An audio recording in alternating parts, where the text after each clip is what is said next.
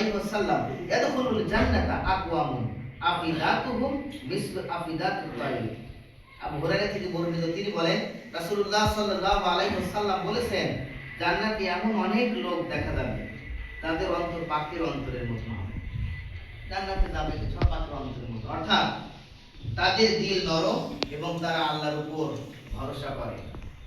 জান্নাতে যারা যাবে তাদের দিল হবে নরম এবং তারা আল্লাহর উপর ভরসা। আমরা দেখেন আল্লাহর ভরসা অনেক কেউ বাচ্চা কাছে মনে করে হয় না।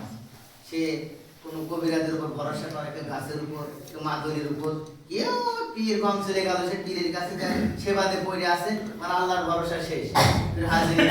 এই যে সমস্ত কোনো অপরাধ, এই অপরাধগুলো করা যাবে না। এত মসজিদ থাকে আমরা ঝাই দিয়ে চলে যাই, আমার ছেলে বাবু হচ্ছিল না গো, কষ্ট করে হাতে নাতে একটা হইলো, তার বলেছে ঝাই দিয়ে যাইতে হবে, দেশের লোক খেয়ে যাবে না, ওদের চলে গেল হাজিরে। তাহলে এই মসজিদ অপরাধ করলো।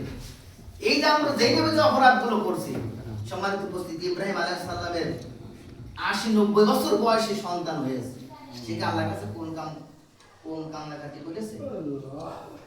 হাজিরিন, এই কারণে আল্লাহ পাক বলছে সূরা সাফফাতের মধ্যে যে আমার কাছে চাও, আমি তোমাকে দেব, কিন্তু তার মতন চাইতে হবে, তারপরও আমি তোমাকে নাও দিতে পারি। এই জন্য হত্যা কি হাজিরিন, ইব্রাহিম আলাইহিস সালাম আল্লাহর কাছে যেতে যেতে যখন বয়স ৮০ থেকে ৯০ হইল ইব্রাহিমের, মানে শেষ বয়স, তখন আল্লাহ তাআলা তার সন্তানের সুসংবাদ দিলেন।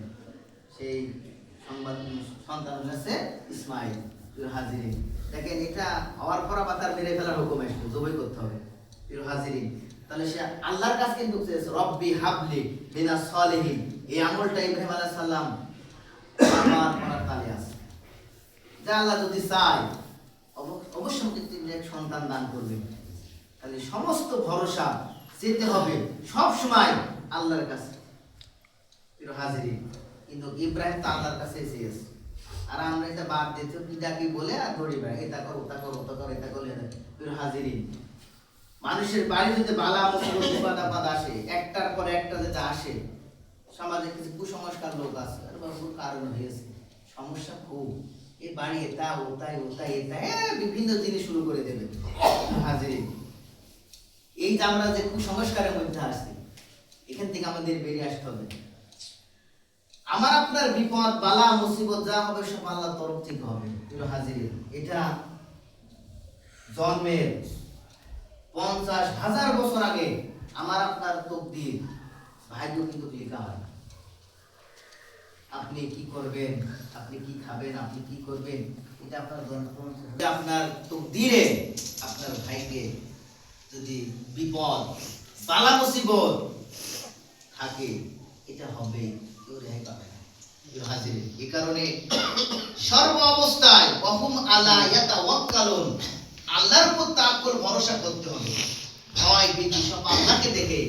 হাজির, মানুষের ক্ষমতা দাপট শুধু সীমিত সময়ের জন্য। ইতিপূর্বে যে সব রাজা বাদশারা ক্ষমতার মসনদে বসে ক্ষমতার দাপট দেখিয়েছে, এটা সীমিত সময়ের জন্য, এটা কিন্তু অনন্তকালের জন্য নয়।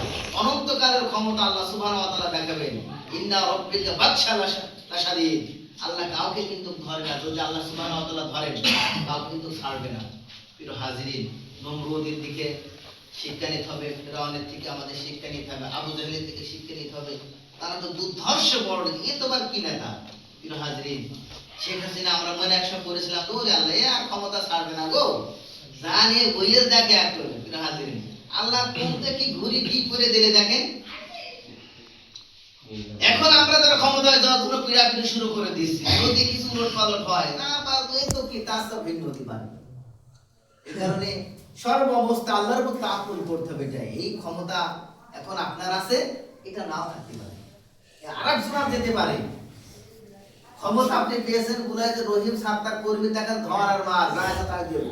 হাজির, যারা এই যে চলে গেছে নাকি এই কাজগুলো করলে বেলা আসতে দেখেন কিন্তু পারেনি। শেষমেশ বাইতুল মুকাররমের যিনি ইমাম ছিলেন, কিন্তু জনগণের ইমাম, ও সেও আউট। অপরাধ কি দেখেন। এই কারণে ক্ষমতা আপনি পেয়েছেন বিধায় যাটা করবেন তা কিন্তু নাই।